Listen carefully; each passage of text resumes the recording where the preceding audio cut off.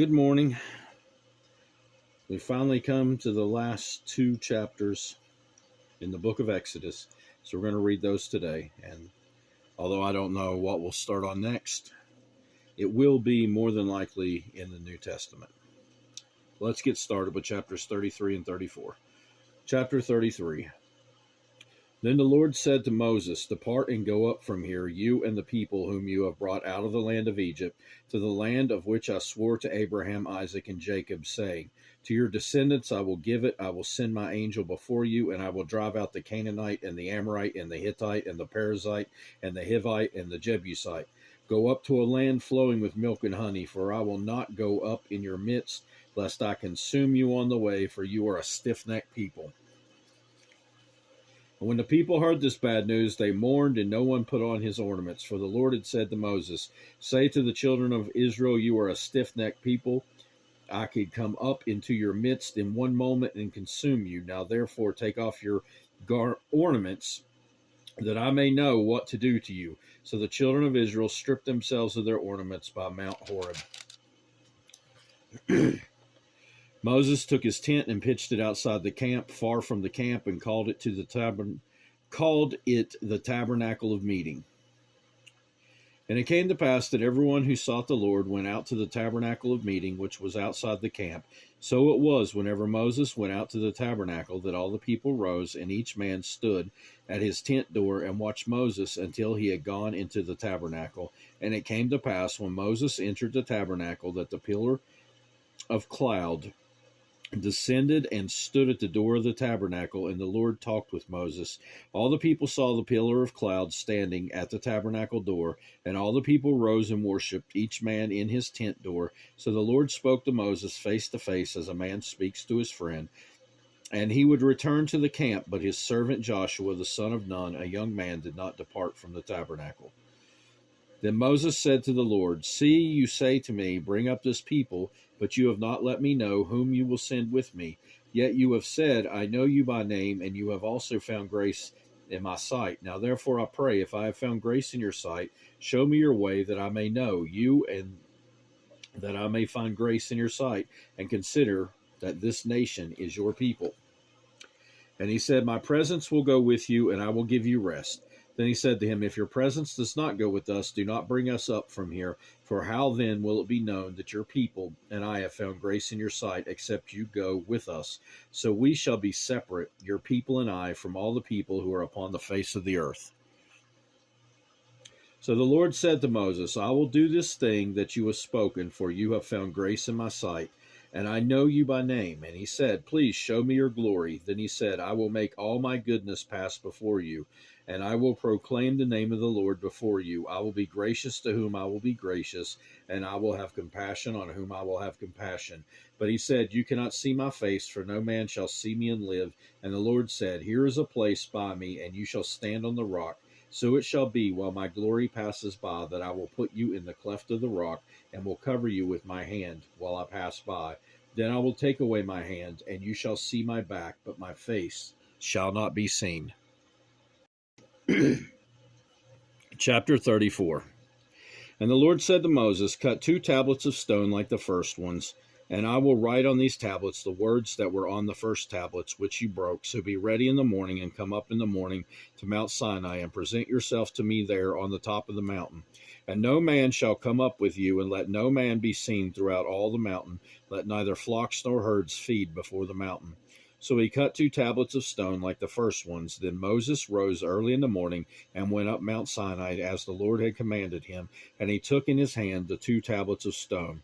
Now the Lord descended in the cloud and stood with him there, and proclaimed the name of the Lord. And the Lord passed before him and proclaimed, the Lord God, merciful and gracious, long-suffering and abounding in goodness and truth, keeping mercy for thousands, forgiving iniquity and transgression and sin, by no means clearing the guilty, visiting the iniquity of the fathers upon the children and the children's children to the 3rd and 4th generation. So Moses made haste and bowed his head toward the earth and worshipped. Then he said, "If now I have found grace in your sight, O Lord, let my Lord, I pray, go among us, even though we are a stiff-necked people, and pardon our iniquity and our sin, and take us as your inheritance." And he said, Behold, I make a covenant before all your people. I will do marvels such as have not been done in all the earth, nor in any nation. And all the people among whom you are shall see the work of the Lord, for it is an awesome thing that I will do with you. Observe what I command you this day. Behold, I am driving out from before you the Amorite, and the Canaanite, and the Hittite, and the Perizzite, and the Hivite, and the Jebusite. Take heed to yourself, lest you make a covenant with the inhabitants of the land where you are going, lest it be a snare in your midst. But you shall destroy their altars, break their sacred pillars, and cut down their wooden images, for you shall worship no other God, for the Lord, whose name is jealous, is a jealous God. Lest you make a covenant with the inhabitants of the land, and they play the harlot with their gods, and make sacrifice to their gods, and one of them invites you, and you eat his sacrifice, and you take of his daughter for your sons, and his daughters play the harlot with their gods, and make your sons play the harlot with their gods. You shall make no molten gods for yourselves. The feast of unleavened bread you shall keep. 7 days you shall eat unleavened bread, as I commanded you, in the appointed time of the month of Abib. For the month of Abib you came out of Egypt. All that open the womb are mine, and every male firstborn among the flock, among your livestock, whether ox or sheep. But the firstborn of a donkey you shall redeem with a lamb, and if you will not redeem him, then you shall break his neck. All the firstborn of your sons you shall redeem, and none shall appear before me empty-handed. 6 days you shall work, but on the 7th day you shall rest. In plowing time and its harvest, and in harvest you shall rest.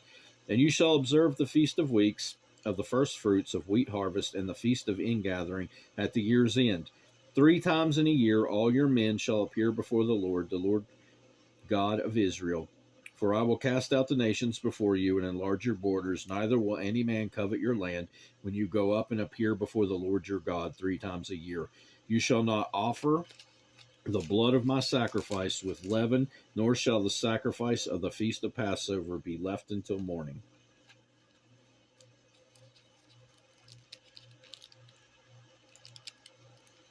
The first of your land you shall bring to the house of the Lord your God. You shall not boil a young goat in its mother's milk. Then the Lord said to Moses, Write these words, for according to the tenor of the words I have made a covenant with you and with Israel. So he was there with the Lord 40 days and 40 nights. He neither ate bread nor drank water, and he wrote on the tablets the words of the covenant, the 10 Commandments. Now it was so, when Moses came down from Mount Sinai, and the 2 tablets of the testimony were in Moses' hand, when he came down the mountain, that Moses did not know that the skin of his face shone while he talked with him. So when Aaron and all the children of Israel saw Moses, behold, the skin of his face shone, and they were afraid to come near him. Then Moses called to them, and Aaron and all the rulers of the congregation returned to him, and Moses talked with them. Afterward all the children of Israel came near, and he gave them as commandments all that the Lord had spoken with him on Mount Sinai. And when Moses had finished speaking with them, he put a veil on his face, but whenever Moses went in before the Lord to speak with him, he would take the veil off until he came out, and he would come out and speak to the children of Israel whatever he had been commanded. And whenever the children of Israel saw the face of Moses, and that the skin of Moses' face shone, then Moses would put the veil on his face again until he went in to speak with him.